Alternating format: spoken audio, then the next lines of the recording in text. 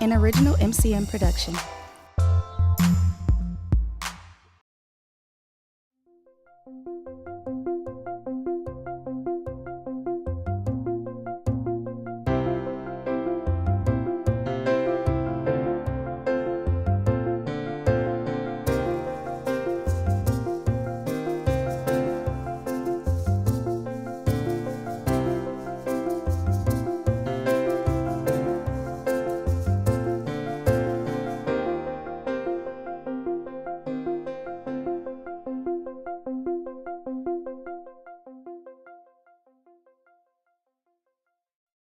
And so now, Ben Wagner, a trial lawyer at Habush, & Rotary, will introduce our program. Ben?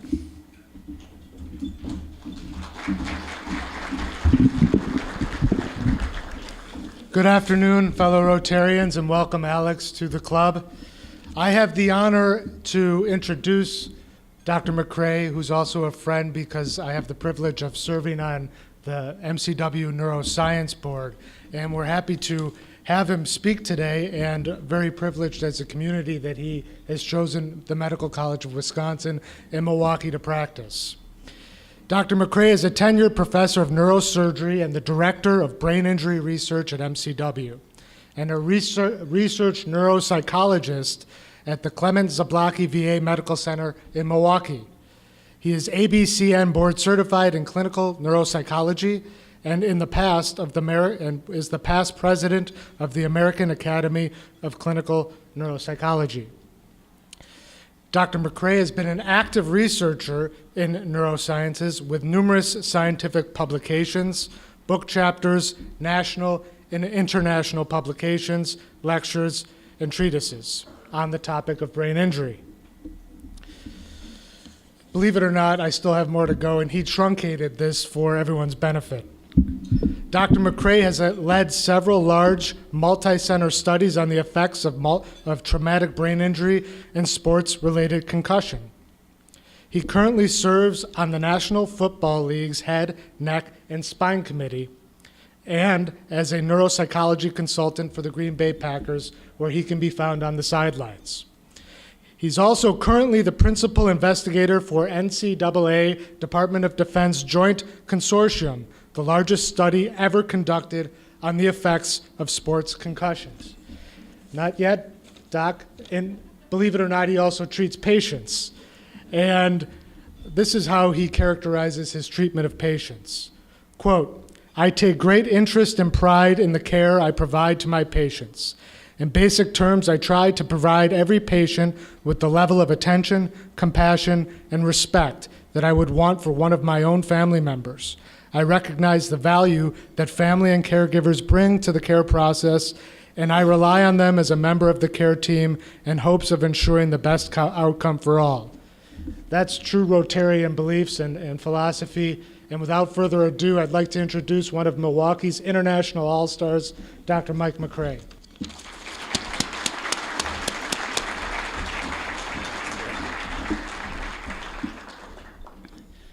What was the line, Alex? Don't believe a thing he said? All right. Thank you, Ben, and many thanks to the Rotary Club for this honor today. I also want to thank Rita for all her assistance in coordinating my visit here today. Speaking of family members, this morning our youngest son, who is 8, asked me where I was headed today, and I said, well, I'm going to a luncheon of a club of very important and influential businessmen and women in the Milwaukee community, to which he replied, as he's often known to do, "So you were never ever invited to be part of this club, but you get to go serve them lunch?" He keeps me modest, for sure. So it is really an honor to be here today, and what's always fascinating to me, having been in this space for now 22 years studying the effects of traumatic brain injury in civilians, athletes, and military service members, is and for many of you who are former athletes in the room, if you think back even 10 years, it's hard to imagine that this topic would be featured at one of your Rotarian luncheons. And that is part of the evolution of this discussion. I'm going to very briefly today share with you some of the progress that we've realized in advancing the science of concussion and traumatic brain injury over the past 2 decades or more.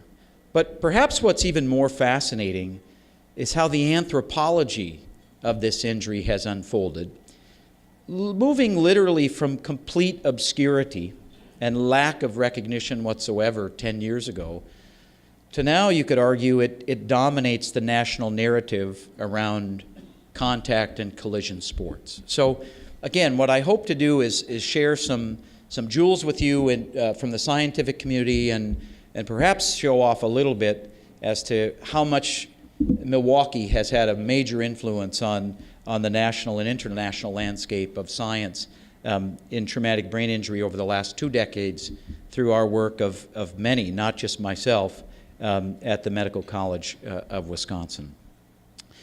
I like to start this talk with just a bit of historical backdrop. It's certainly not the case that concussion is new to the environment and the setting of contact and collision sports. As a matter of fact, you could argue that the most notorious concussion in NFL history occurred on October 20th, 1960. I'm guessing there's a few guys and gals in the room who know who this is, laid out on the ground there unconscious. Any guesses? That's Frank Gifford, who at the time was one of the highest profile players in the game, playing for the New York Giants. Who's standing over him? Local bad boy from the Philadelphia Eagles? That's Chuck Bednarik. Interestingly enough, both of these gentlemen passed away in 2015 and have made their way into the headlines decades after their playing careers because of now some of the concerns on the horizon about the long-term effects of concussion. It really wasn't until the mid-90s, however, that this topic became mainstream discussion. And that was based in large part on the concerns raised by several high-profile and frankly highly compensated professional athletes at the time who were raising concerns about the potential effects associated with repetitive concussion or head impact exposure, such as Steve Young, as you see here from the San Francisco 49ers. What I hope to impart on you today is that the real game changer in this equation has been better science. So this is going to sound like a sarcastic joke, but when I got into this field 25 years ago, and most of you have lived through this, literally the state of the art for sideline assessment of concussion was, how many fingers am I holding up? If you can imagine, in 20 short years, we've now moved to drawing blood in athletes as a diagnostic marker of injury and a prognostic marker of recovery, as well as utilizing advanced neuroimaging methods and so forth, moving well beyond the state of the art of what's your name, Bubba, and how many fingers am I holding up.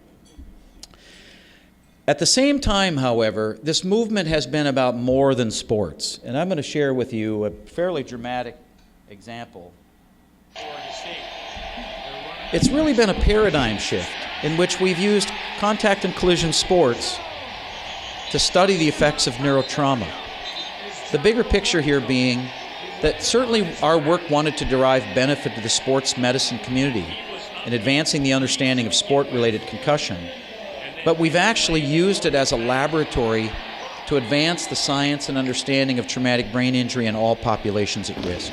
People in car accidents, soldiers who were fighting on the front line, so on and so forth, with methods that we can deploy in a controlled setting such as the sports environment that we can't do in the ICU. This is a very dramatic example of a collegiate football player who you see not only in an unconscious but neurologic posturing position that Dr. Kerpod can attest to. It's not very often that we even see that in a neurologic ICU, but here we're seeing it on the field of play in the setting of competitive sports. As Ben indicated, our group at MCW has been actively involved in studying the effects of traumatic brain injury and the broader spectrum of neurotrauma for 20 years, dating back to our former chair of neurosurgery, Dr. Gennarelli, who is a pioneer in TBI research. But what we're most proud of is that we don't live in a silo at MCW. We have multiple areas of expert concentration ranging from biomechanics to basic science to genetics to molecular biology to neuroimaging, epidemiology, etc. And we have very strong collaborative ties with other centers around the country and around the world that really has become our calling card and our signature, setting us apart as a center of excellence in this space. And that's the effort of literally dozens of people who make up our program. I'm just the one fortunate enough here to be the spokesman today. I selected one area of concentration that I'd like to focus on in large part in my brief remarks here today. And that has been that for years the burning question to both scientists and clinicians in this space has been, how long does it take to recover? What is the true natural history of recovery after brain injury? And in 2016, that really divides into two parallel and fascinating lines of discussion. The first is relatively straightforward. If we study people prospectively after sport concussion, traumatic brain injury of any severity, how long does it typically take a person to achieve a complete recovery in symptoms, cognitive function, balance, and other aspects of neurologic function affected by this injury? But really the next greatest frontier in brain injury research has to do with that's fine, but how long does it take for recovery to occur at a brain level? In other words, what is the true natural history of physiological recovery? In basic terms, the implication is this: if these two timelines completely overlap, then how we currently manage injuries in sports or other settings is perfectly fine, because we make decisions about return to play based on what we observe in terms of symptom recovery, return to normal clinical status on the measures we have. But if it turns out, for instance, that the tail of physiological recovery extends beyond the time point of clinical recovery, then ideally we want to know both of these time frames. And as odd as it sounds, I want to know when the athlete is fit to return to participation and when his or her brain is safe to return. That really sums up the nature of our work being driven at MCW right now. If you go back 15 years or more, our group led the first NCAA concussion study. This was the largest study of its kind at the time. We enrolled a few thousand NCAA collegiate athletes, and the aim of this study was to literally plot the time course of recovery in symptoms, cognitive ability, and other functional capacities. Up until a couple years ago, our program had enrolled 30,000 athletes in studies and extensively studied more than 2,500 of them post-injury. We're conducting a single study now where we're going to enroll 30,000 athletes solely in that single study at multiple centers around the country, to give you an idea of how this has evolved over time. The early evidence on clinical recovery, and which has since been replicated a number of times by our group and others, creates a very interesting story. It's interesting from a scientific standpoint. It's also reassuring to people like me who, when I'm not wearing my scientist hat, ironically enough, I'm wearing my sports parent hat. It turns out, the good news is, that about 80 to 90% of all athletes in prospective studies at youth, high school, collegiate, professional levels achieve a complete recovery in a matter of about 7 to 10 days. The interesting twist, however, is that first 7 to 10 days turns out not to be only the typical time course of recovery. It's the window of time during which an athlete is at the heightened risk of repeat concussion. So when we look at our large-scale database over the last 2 decades, about 75% of same-season repeat concussions occurred within the first 7 days of injury, and more than 90% of them occurred within the first 10 days. I can tell you, I went in front of international committees 12 years ago suggesting if we want an immediate solution to prevent repeat concussion, we just create a 7 to 10 day stand down period. It made great scientific sense. It made great public health sense. It didn't make a lick of sports sense. So it went nowhere. Over time, however, international and national organizations that govern sports have implemented requirements that essentially indirectly create this 7 to 10 day stand down period.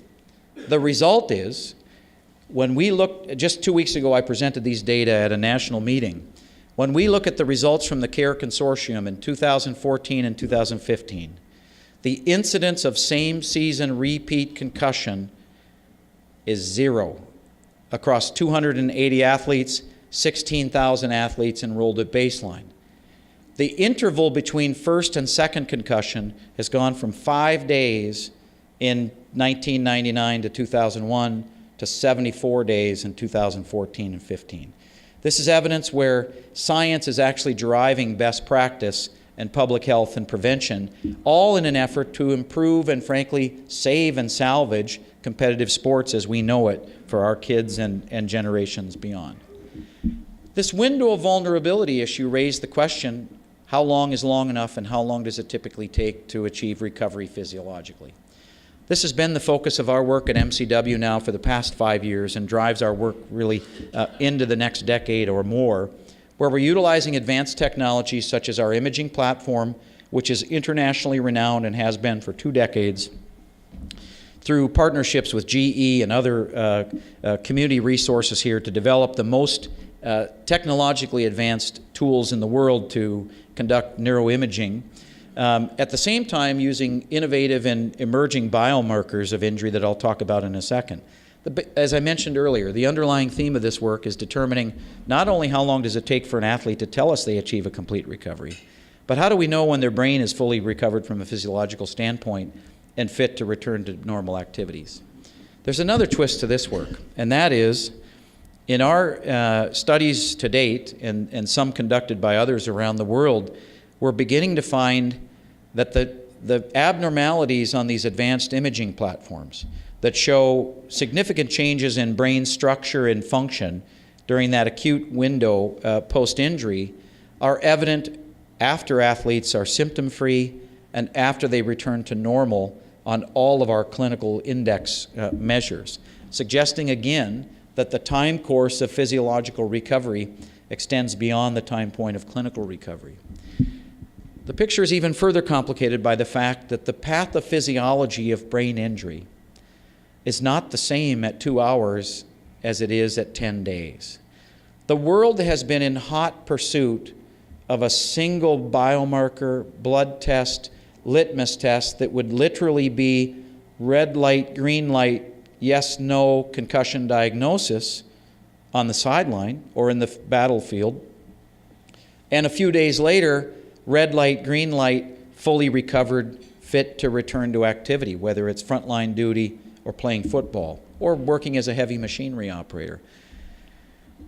That equation was destined to fail from the start because the heterogeneity or the diversity of the pathophysiology of this injury is not such that a single marker that works at 6 hours post-injury is going to work equally as well 10 days post-injury. So our program now incorporates these 7 biomarkers that we look at through blood tests as measures of abnormal protein activity at various time points post-injury in hopes of developing really an array of biomarkers that would be both diagnostic and prognostic after brain injury.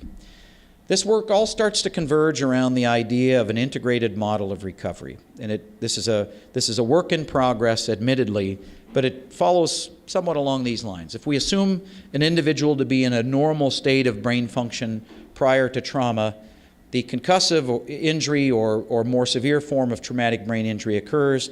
There's this early acute window during which the person is going to have severe symptoms of headache, dizziness, nausea, so on and so forth, and very robust abnormalities on some of these advanced technologies such as imaging and blood biomarkers. We then enter into this awkward phase, however. This is where team physicians and athletic trainers really scratch their head because the athlete is completely symptom-free. They're normal and maybe even better than baseline on every clinical measure we can throw at them, but there's emerging evidence in the scientific literature to suggest that his or her brain isn't ready to return, and that it's at some later time point, the duration of which we're currently trying to determine, that the athlete has reached a complete clinical and physiological recovery. As I mentioned earlier, ideally, the implication from a prevention standpoint is we need to know what is that total window of cerebral vulnerability and incorporate those findings into our evidence-based approaches to determining an athlete's level of recovery, their fitness to return to play post-injury. It'll be some time before these advanced technologies make their way into clinical translation, but we believe that's the future. We are conducting, as Ben mentioned, 2 very large studies here based out of MCW. This is the NCAA DoD Grand Alliance and CARE Consortium. This is a study made up of 30 centers around the country. We are co-coordinating the study with our colleagues at Michigan and Indiana. We'll be enrolling 30,000 athletes in this study, studying extensively more than 1,000 male and female athletes from all forms of collegiate sports, not just the usual suspects of football, hockey, and otherwise. And at the same time, we're very proud of a program that we've had ongoing here in the Milwaukee area now for 20 years. Some of you may have had sons or sons, daughters, grandsons, granddaughters participate in our research program over the years. This is Project HeadtoHead, which parallels the NCAA DoD Grand Alliance, but is based exclusively here in the Milwaukee, Wisconsin area, where we have a number of high school and collegiate programs. And we're incorporating a number of elements, including imaging, blood biomarkers. We have technology that allows us to measure head impact exposure in all these athletes, whether it's a sensor worn in a football helmet or on an adhesive patch or mouth guard in soccer players and other athletes, because the narrative has really changed from focused solely on the number of concussions as risk to now the cumulative exposure over the course of a playing career in contact and collision sports as the potential risk and long-term predictor of health and of neurologic health and outcome. On that note, it's fascinating for me because this discussion used to be confined to 1 hour, meaning all we were focused on was sideline assessment. What are the acute effects of concussion? And in 20 short years, that discussion has now changed to a lifespan discussion. What happens when they get old? What are the potential long-term neurologic health consequences of repetitive concussion and head impact exposure? And that menu has really evolved over the past 10 years, ranging from, does concussion beget concussion? Am I at increased risk of a longer recovery, persistent post-concussion symptoms, long-term cognitive impairment, neuropsychiatric disorders such as depression and anxiety? And the big ill that's looming on the horizon is, if my son or daughter is exposed to repetitive head impacts, would his long-range health be affected? And in other words, would he or she be at heightened risk of earlier onset or greater risk of dementia, including something now referred to as chronic traumatic encephalopathy, which formerly was thought to exist only in competitive boxers and now has been identified in pathology laboratories, at least, in non-boxing athletes. You know, I pause when I have discussions around CTE and long-term risk because in many respects the narrative has outpaced the science, which puts science in a very awkward position. There is great debate, intense debate in the scientific community as to what the risks are, what is the prevalence of these risks, who is at risk and why, and ultimately how could we modify these risks, particularly at the younger participant level. There's 7 million young people participating in competitive football in the United States each year, and we need to understand ultimately what is the prevalence of these risks and what are the risk factors that predispose one to poor outcome. We are conducting over the years, our concentration at MCW has been expanded from, again, that super acute window. We've expanded both horizontally and vertically, I guess you could say. This is a study that my colleague Kevin Guskowitz and I are conducting. Believe it or not, we're looking at long-range outcomes in that cohort that we enrolled in the original NCAA concussion study to have a better understanding of what the long-range neurologic health outcomes are for athletes, football players, and otherwise who participated and had exposure, including a history of injury 15 years ago. Now, these aren't exactly, quote, old guys. They're much younger than me, actually. Many of them in their late 30s, early 40s. But we believe this to be a valuable cohort that, again, we enrolled prospectively.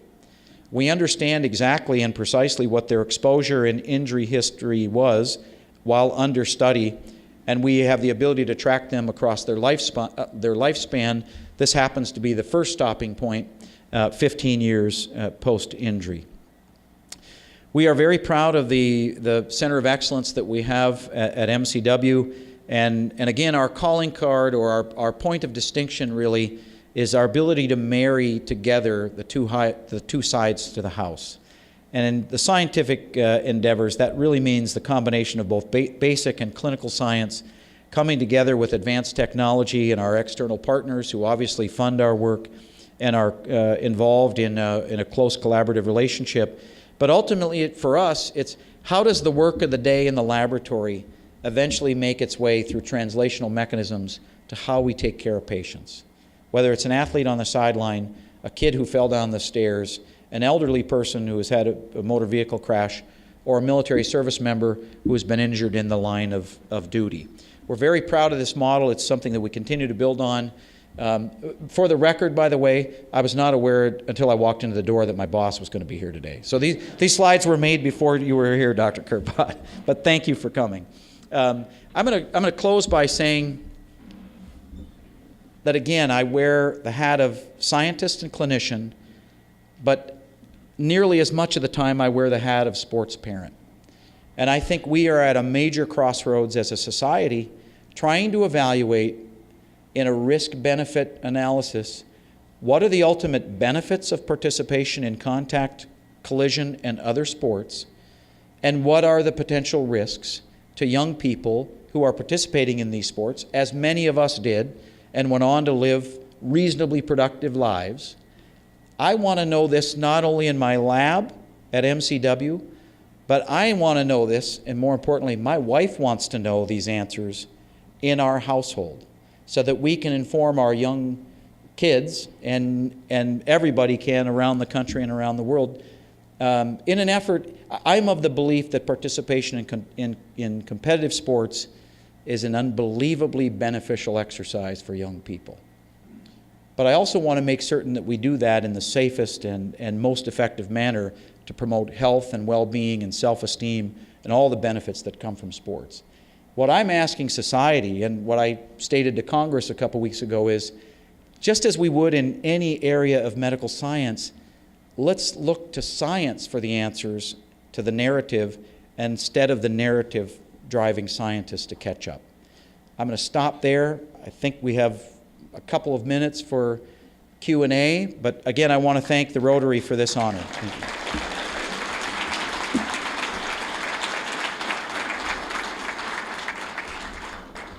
Yes, sir. The question is, to what extent can changes in equipment and rules and policies address this issue toward prevention? Is that a fair summary of your question? Two parts to that answer. The effects of technology have had really minimal impact. We're yet to find the concussion-proof helmet, mouth guard. In a summative way, there's really been little or no impact on prevention from an equipment standpoint. There are a number of examples, however, of policy and rule changes that have had a dramatic change overnight. Many of you are aware that the NFL and the NCAA, for instance, moved the point of kickoff by 5 yards. From 1 year to the next, it reduced the incidence of concussion by 50% on kickoffs, which was far and away the highest risk form of activity in football. There are now policy changes in place to reduce head impact exposure. A number of institutions around the country at the league level and at the single institution level, for instance, they don't hit during the week anymore. So we're making policy and rule changes and practice changes to not only reduce the incidence and prevent the incidence of concussion, but also to reduce the incidence of head impact exposure, not unlike pitch counts for young kids in baseball. Yes? So the question is that I referenced CTE and dementia, but your question was more directly toward those that are not demented. What is their overall condition?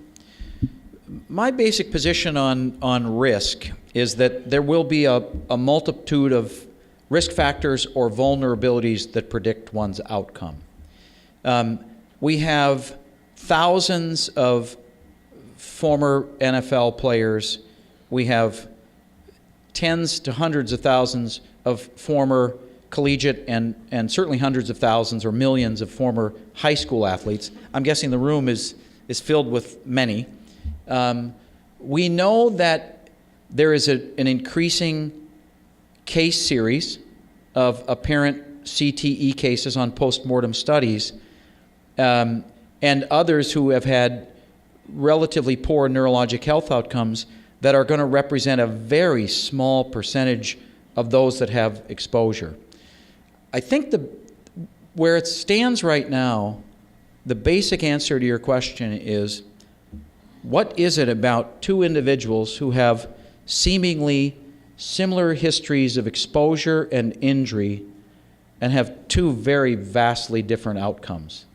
What is the matrix of risk factors that predicted poor outcome in one individual and a really terrific lifelong outcome in another? Yes, sir. So I'll qualify this by saying I'm not an engineer or a biomechanist, but that has been raised many times. The theory is that the cue ball design of a helmet is actually resulting in the greatest dissipation of force externally. If you had soft padding on the outside, it would actually extend the duration of the impact and not result in as good a dissemination of the impact externally, and you could have a problem worse than what you have currently. The issue, however, is we need to take the cue ball out of the game as a weapon in that hard external shell. Yes?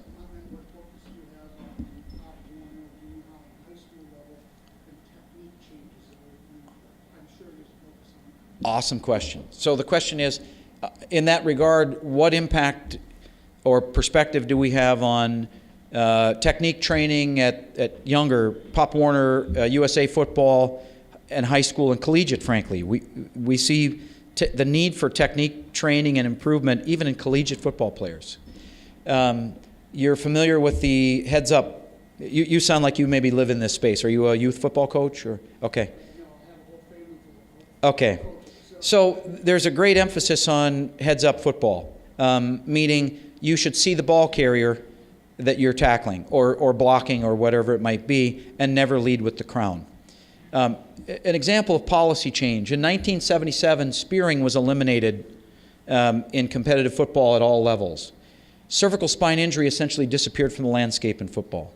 We believe that if proper technique was offered to young kids, now it takes a generation then for them to become high school and collegiate and professional players, that by itself that reduces the risk of injury. I will tell you that the helmet sensor, head impact sensor technology that we use not only is a tool to tell us about exposure, but it also is an educational tool. We can take a football player, a middle linebacker, and say, look at your impact profile. 80% of your head impacts you're experiencing on the crown of your head. If you don't change your technique, you're not going to be in this game very long. And then a year later, we can show him the resultant change of his training. Yes? Yes, there is. There are policy changes around heading, for instance, in youth soccer.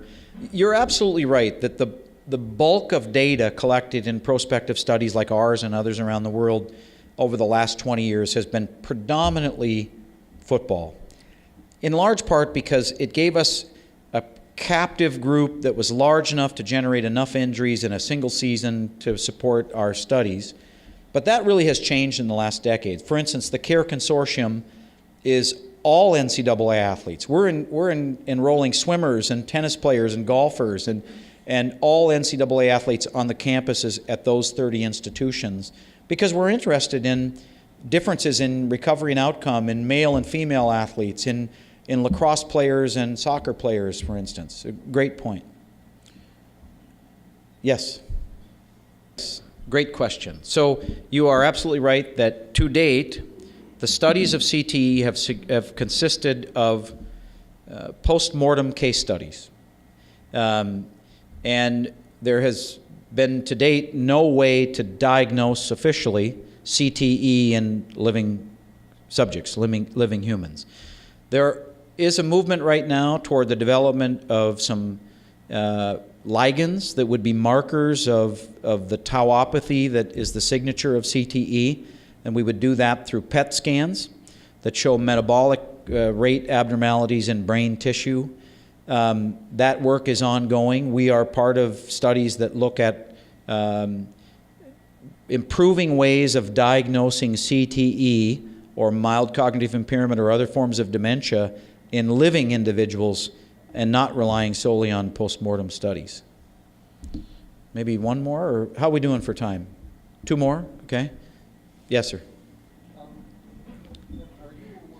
There's very little formally comparing rugby to football, but there is a body of literature on concussion and head impact exposure in rugby, which is a very rough sport. We actually have a study. I was in the parking lot on a conference call. We have a study that's going to look at active rehabilitation methods before return to play here in the U.S., in Canada, and Irish rugby, as well as some colleagues in Australia, where rugby is Australian rules football, and rugby internationally is a big sport. So Rugby Union will be a co-sponsor of this study. One more, yes. Great question. What is known about the effects of I think, concussion and head impact exposure in youth sports?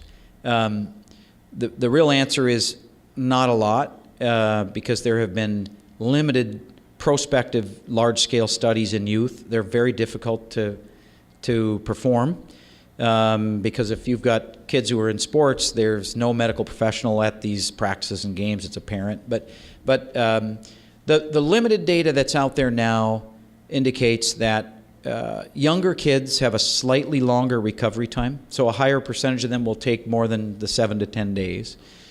And we know very little about head impact exposure. I will say, however, that my other crusade in life, I played many sports in high school and college, and I'm on a personal crusade against specialization of athletics as for youngsters. A colleague of mine is publishing work now out of UW-Madison demonstrating that specialization, that athletes, youth athletes who specialize have much poorer histories and greater risk of injury than young athletes who do not. But we keep just driving down that trail, telling our fourth grader that he's going to play soccer year-round. So that's how I spend the other part of my life, is crusading against specialization in sports. And it does relate to your question, because if you're playing hockey year-round, your exposure profile is much different than if you don't. And add that in terms of number of years over the course of your young life, and your cumulative head impact exposure is going to be much greater than if you're not specializing 11 or 12 months a year. So, okay. Thanks, Dan. Thank you.